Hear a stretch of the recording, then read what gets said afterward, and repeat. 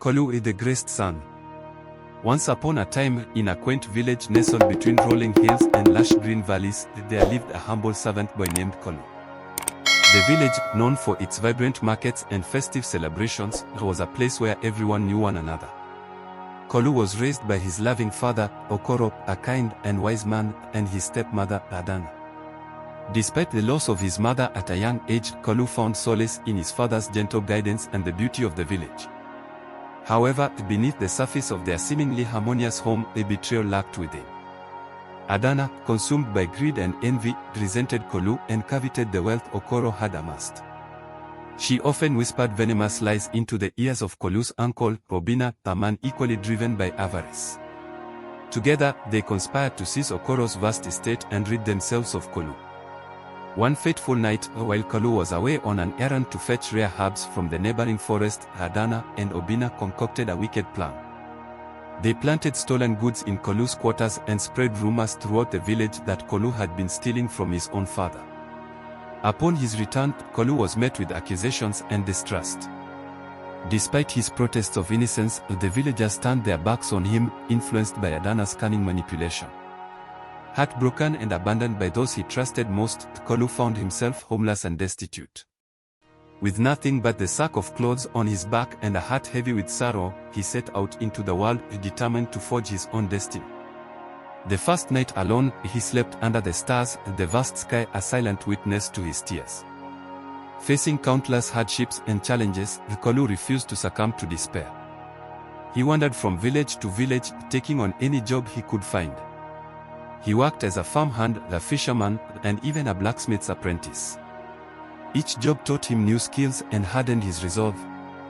His kind heart and unwavering work ethic earned him friends and allies along the way. In one village, he met an elderly herbalist named Amara, who taught him the secrets of medicinal plants and the healing arts. This knowledge would later prove invaluable.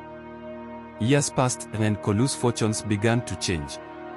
Through perseverance and unwavering determination, he slowly climbed the ranks, eventually becoming a successful merchant. He traveled across the realm, trading goods and building a reputation for honesty and fairness. His name was spoken with reverence in every corner of the land, from bustling city markets to remote mountain hamlets. Kalu's wealth grew, but more importantly, he amassed a network of loyal allies who admired his integrity and resilience. Despite his newfound wealth and status, Kalu's heart still ached for justice. He often thought of his father and the home he had been forced to leave behind. Driven by a burning desire to reclaim his birthright and right the wrongs of the past, Kalu devised a cunning plan to expose his treacherous relatives. He began by gathering information, enlisting the help of old friends and new allies. Among them were Neka, a sharp-witted lawyer, and Chidi, a former palace guard who had seen the injustices of the world.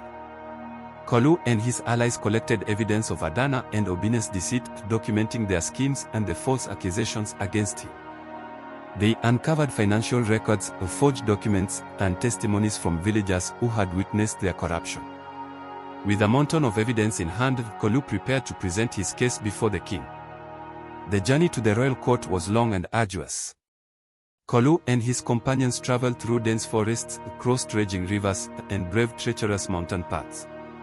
Along the way, they encountered bandits, wild animals, and severe weather, but their determination never wavered.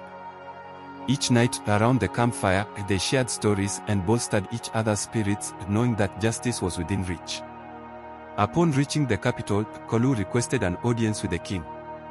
The court was filled with nobles, courtiers, and petitioners, all curious about the young merchant who dared to seek justice against powerful adversaries.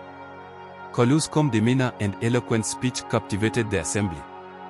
He laid out the evidence methodically, leaving no room for doubt. Neka and Chidi supported him with their own testimonies, adding weight to his claims. Justice prevailed, and the king, moved by Kalu's story and the overwhelming evidence, ordered a thorough investigation.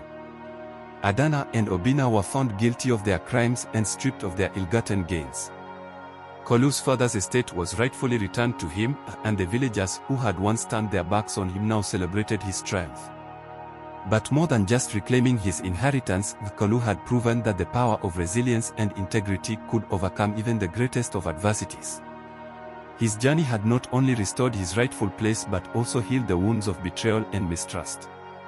The village rejoiced, and Kalu's name became synonymous with courage and justice. In the end, Kalu stood triumphant, a testament to the indomitable spirit of the human heart. Though the scars of betrayal still lingered, they served as a reminder of the strength he had gained along the journey from servant boy to revered nobleman. He used his wealth and influence to improve the lives of the villagers, building schools, hospitals, and trade centers. His story inspired generations, the beacon of hope for all who faced adversity. As the sun set over the village, casting a golden hue over the rolling hills, Kalu stood on the balcony of his restored home. He looked out at the bustling streets filled with laughter and joy, his heart swelling with pride and contentment. His father's legacy lived on, not just in the restored estate but in the hearts of the people Kalu had touched. And so, in the quaint village nestled between rolling hills, Kalu, the graced son, found his true calling, to lead with wisdom, compassion, and unwavering integrity, forever changing the destiny of his beloved homeland. This is the end of my story.